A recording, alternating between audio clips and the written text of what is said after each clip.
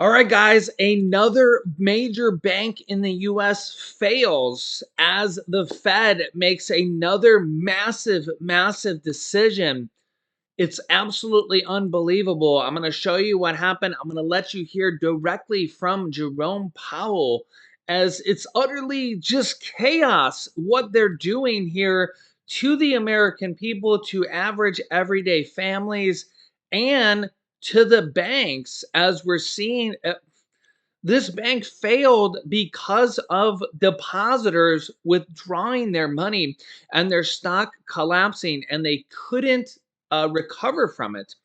And it's unbelievable here. This is the fourth major bank to fail this year, worth tens of billions of dollars here. And the bank that's supposed to merge with them or save them, the bank that is supposed to save their assets and take them in and take over their assets, is a smaller bank than them. So this is, the Fed jumping in there and then the Treasury jumping in there, and these banks are supposed to save each other when they fail. This is a massive problem here, and the Fed is only making things worse for the banking, the banks, the whole economy, and now average everyday Americans. And then the Fed makes this major decision today. It's absolutely just ridiculous. I'm going to show you what Jerome Powell has to say today. Really quickly, I want to show you also what happened here today, completely out of left field. Hunter Biden, who was expected to plead guilty as a plea deal, at the last minute pleads not guilty as the plea deal falls apart on gun charges and tax evasion. Yeah, so this was a completely just out of left field, and the DOJ prosecutors said Hunter Biden is currently under investigation, and this has turned into a full-blown circus. So I'll keep you up to date here on that, as this was not expected. So we'll see what happens with that. And even more of a circus is what Jerome Powell and the head of the Fed is doing to the American people, doing to the economy, and doing to the banks. Here's what he has to say here. Take a listen. My colleagues and I remain squarely focused on our dual mandate to promote maximum employment and stable prices for the American people. We understand the hardship that high inflation is causing, and we remain strongly committed to bringing inflation back down to our 2% goal. Price stability is the responsibility of the Federal Reserve. Without price stability, the economy doesn't work for anyone. In particular, without price stability, we will not achieve a sustained period of strong labor market conditions that benefit all. Since early last year, the FOMC has significantly tightened the stance of monetary policy. Today, we took another step by raising our policy interest rate a 1/4 percentage point, and we are continuing to reduce our securities holdings at a brisk pace. We've covered a lot of ground, and the full effects of our tightening have yet to be felt. Looking ahead, we will continue to take a data-dependent approach in determining the extent of additional policy firming that may be appropriate. I'll have more to say about monetary policy after briefly reviewing economic developments. Recent indicators suggest that economic activity has been expanding at a moderate pace. Growth in consumer spending appears to have slowed from earlier in the year. Although activity in the housing sector has picked up somewhat, it remains well below levels of a year ago, largely reflecting higher mortgage rates. And higher interest rates and slower output growth also appear to be weighing on business fixed investment. The labor market remains very tight. Over the past 3 months, job gains averaged 244,000 jobs per month, a pace below that seen earlier in the year, but still a strong pace. The unemployment rate remains low at 3.6%. There are some continuing signs that supply and demand in the labor market are coming into better balance. The labor force participation rate has moved up since last year, particularly for individuals aged 25 to 54 years. Nominal wage growth has shown some signs of easing, and job vacancies have declined so far this year. While the jobs to workers gap has narrowed, labor demand still substantially exceeds the supply of available workers. Inflation remains well above our longer run goal of 2%. Over the 12 months ending in May, total PCE prices rose 3.8%. Excluding the volatile food and energy categories, core PCE prices rose 4.6%. In June, the 12-month change in the Consumer Price Index, or CPI, came in at 3.0%, and the change in the core CPI was 4.8%. Inflation has moderated somewhat since the middle of last year. Nonetheless, the process of getting inflation back down to 2% has a long way to go. Despite elevated inflation, longer-term inflation expectations appear to remain well anchored, as reflected in a broad range of surveys of households, businesses, and forecasters, as well as measures from financial markets. The Fed's monetary policy actions are guided by our mandate to promote maximum employment and stable prices for the American people. My colleagues and I are acutely aware that high inflation imposes significant hardship as it erodes purchasing power, especially for those least able to meet the higher cost of essentials like food, housing, and transportation. We're highly attentive to the risks that high inflation poses to both sides of our mandate, and we are strongly committed to returning to inflation to our 2% objective.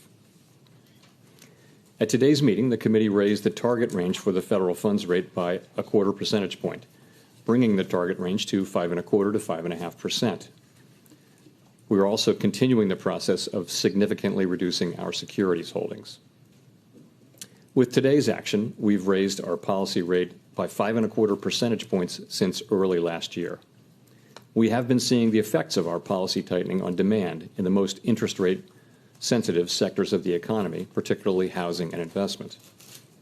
It will take time, however, for the full effects of our ongoing monetary restraint to be realized, especially on inflation.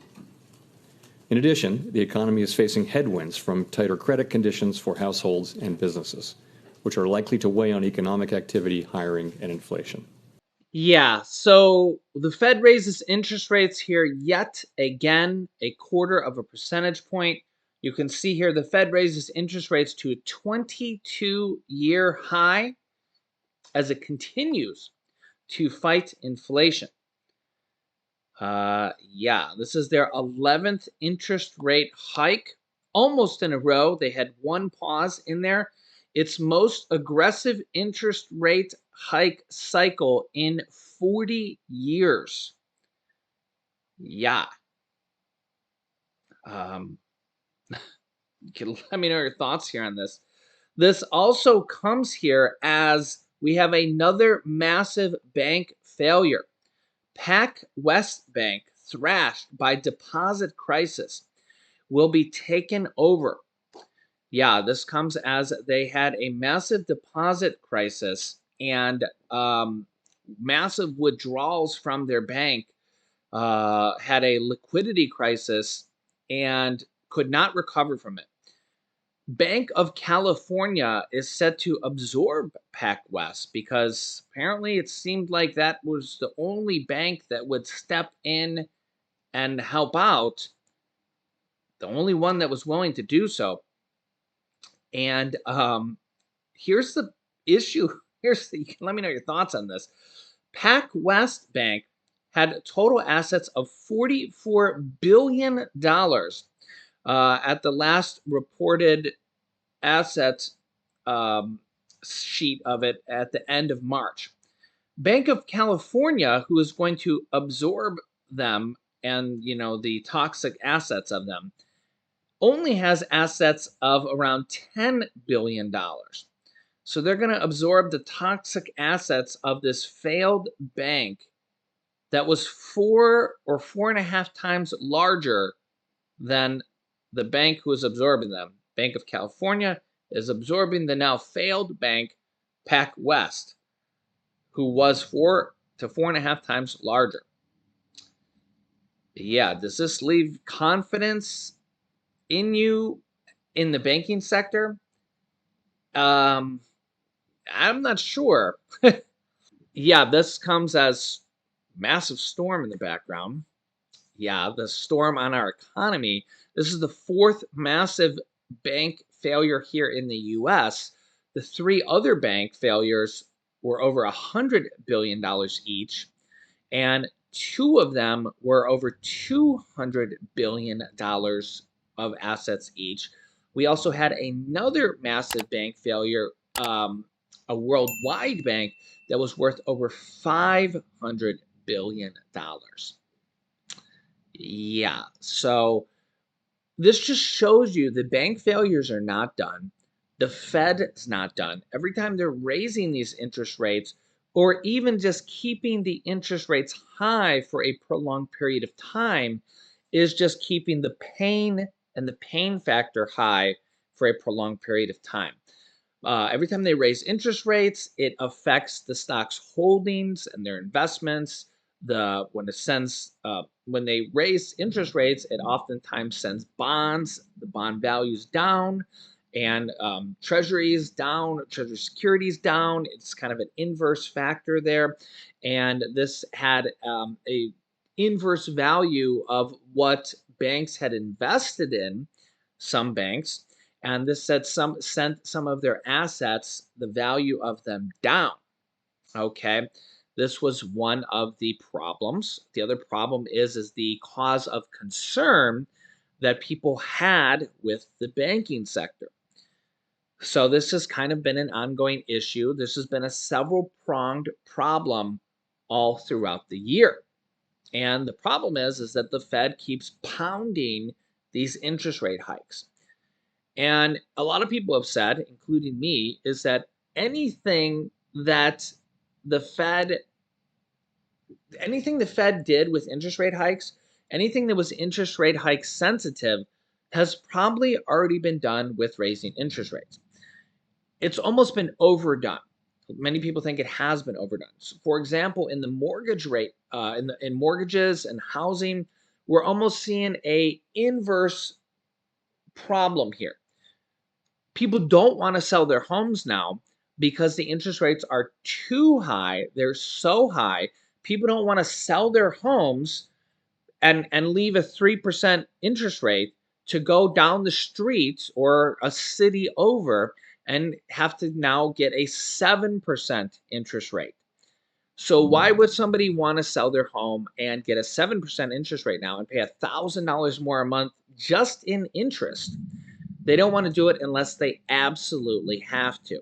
So we're seeing a massive housing shortage because of this, and this is actually driving the prices higher, not even including the interest from the higher mortgages, the higher interest rate. So this is actually causing double detriment, double harm to the people, and this is actually not doing what it is intended. It's supposed to send inflation down. Instead, it's sending inflation up because they've raised the interest rates too much, too soon, too quickly. And it's so this is the problem. And the Fed's doing the only tool that they have at their disposal. They keep raising the interest rates, and it's at this point it's too much. They need to just take a pause, which they did once, but now they're just back at it. And it's at this point, it's just not working. It's just not working.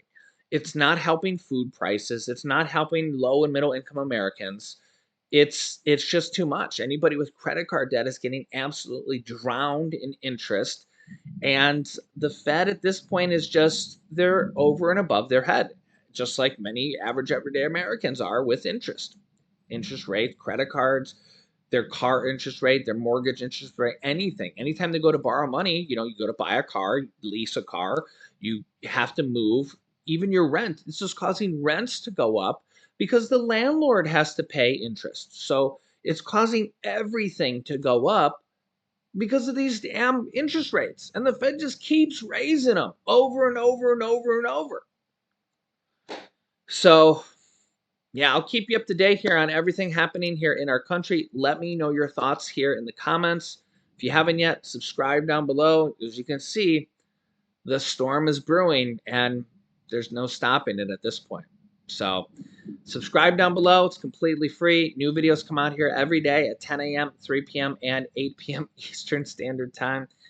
Can't make this stuff up. Thanks for liking and sharing these videos. Click here to see a possible nuclear explosion could be happening and people are evacuating, or a new deal was reached, but what happens next is crucial. So click on one of those videos next. Thanks for watching, guys, and I'll see you in the next video.